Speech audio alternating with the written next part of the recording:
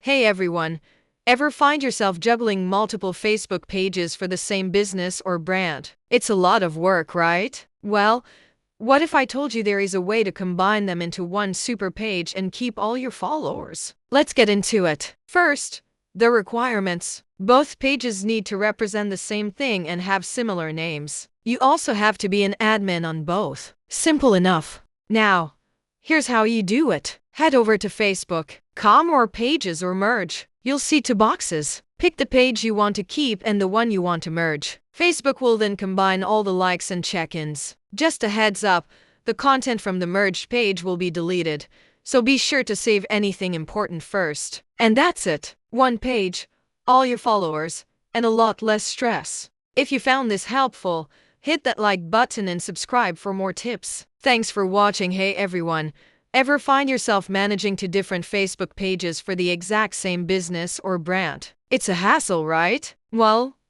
guess what? You can actually merge them into one and combine all your followers and check-ins. First, let's talk requirements. You need to be an admin on both pages.